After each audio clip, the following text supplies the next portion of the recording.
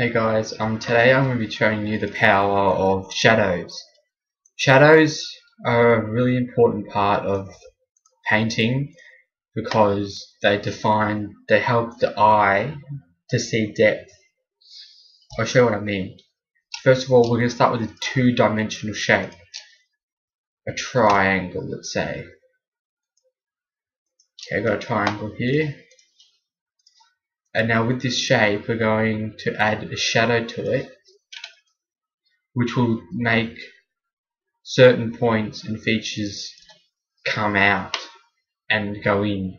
So to do this in GIMP, you want to go black, and you want to put the opacity very low so that you can go over it, and so it's not it's not black, so you can tell the difference between the shades.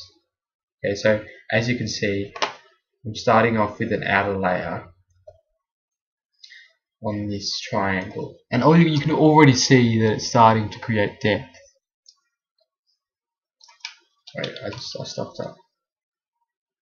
Okay, now we're going to go over this layer again to make it darker, and then we're going to come out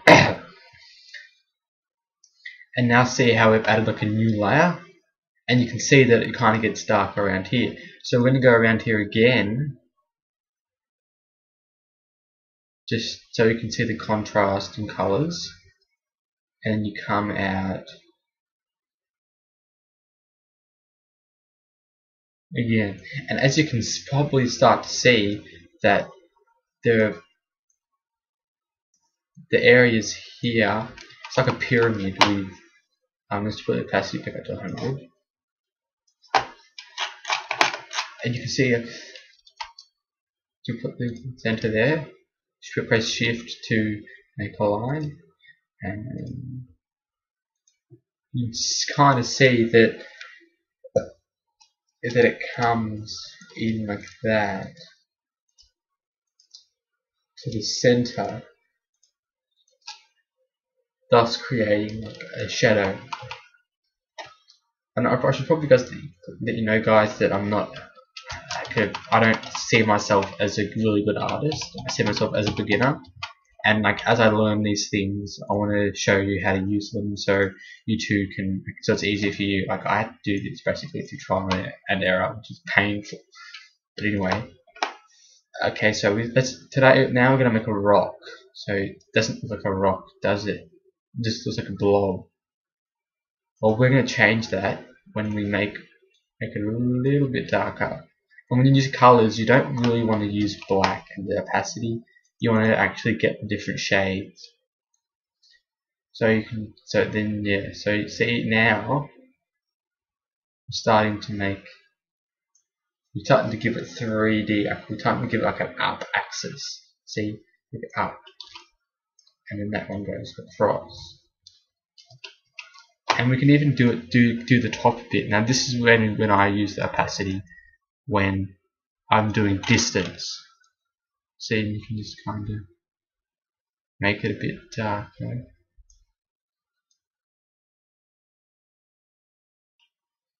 Actually, see, it's too thick, I reckon. This one light shadow over here. Yeah, it's better. It's very subtle, very subtle. Now you want to get a bit darker so you can get the higher tone. This is the primary method that creates depth, I reckon. So you have your light tone, your medium tone, and this is the high tone. And I see the high tone generally is the shadow of the object, but it's not on the object itself. So you can see that the shadow is being cast by this rock. I just want to fix something out. It's a bit too far out. You see, you have like a rock. See, that's the top, that's the middle, the edge, and then that's the underneath.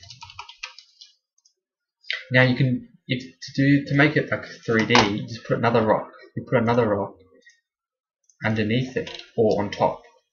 So I'll just put another rock here, following the line of the first rock.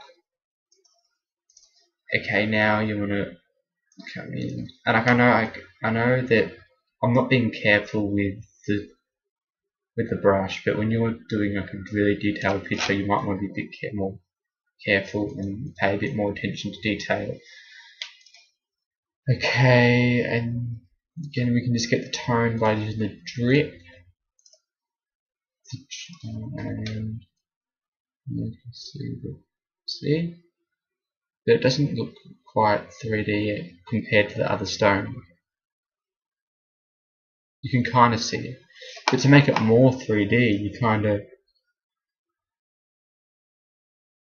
nice. Actually, in this case, we might want to use it a bit darker to separate the dark tone, so we can tell that it's the shadow and not just a part of the rock.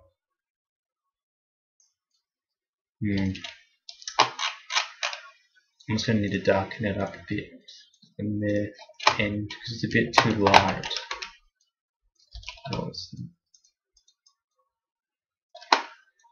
So if you don't know what opacity does, it just makes it a bit darker, and the higher the opacity, the more darker it's going to make, and that kind of adds to it. So I'm just making a bit dark on the underside of the rock. Go with the brush, make it a little bit less opaque, and kind of just, yeah. See how it's like now the lower opacity kind of makes it look like a shadow.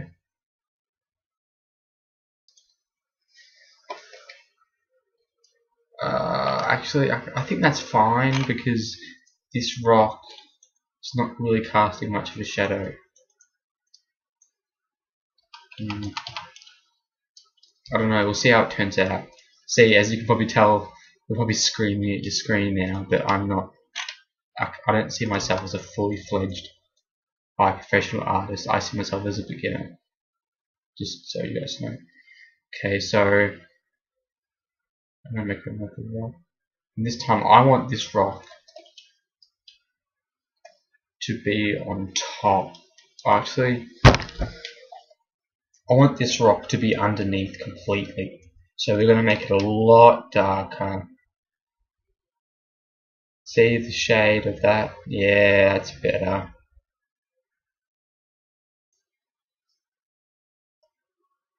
Let's make it a bit darker.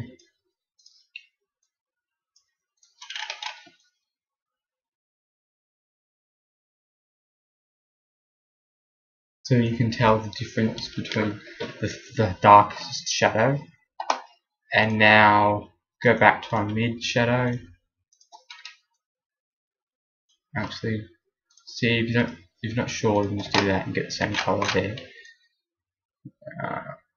And now it kind of looks like that rock is balancing on this lower rock here that I'm painting now.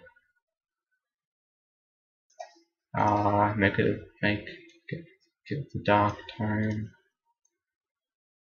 So this is all making 3D images and like showing you the real power of shadows. Like shadows, I think they're one of the essential facets of doing art. As you can see, this is like a boulder here, and this bigger rock is kind of balancing on top because it's not firmly attached here. And then this rock is partly piled on top, so it's kind of like a rock pile. And if you want, just for a bit of, final art, let's put a bit of grass or something coming through. Maybe there. And if you look at it in a certain way, you can see that you can see it look. Just yeah. See, I might want to. I haven't tried this before, but I want to see what happens if I darken the grass a bit. Just Yeah, now it looks like, actually, yeah, it's not a bad idea, actually. Actually, I don't know, I might do a thin layer there.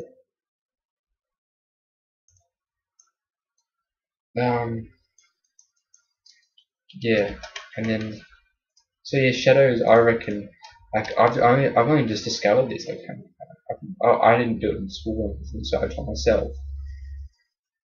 But now I've just discovered the power. And see how that's like, that looks weird? Or if we just add a shadow, that's going to tell our brain that in fact, that rock is actually, make it a bit more jagged actually. That one's a different curl.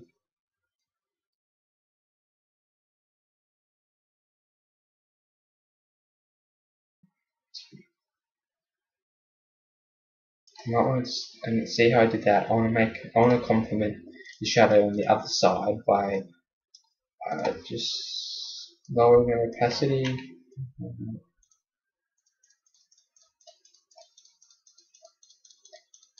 See, and I can see that the shadow there. I think that's where I went wrong here. I don't know. Yeah, that's my little tutorial on shadows, and I hope you guys enjoyed it, and I hope you guys learned stuff from it. So yeah, see ya.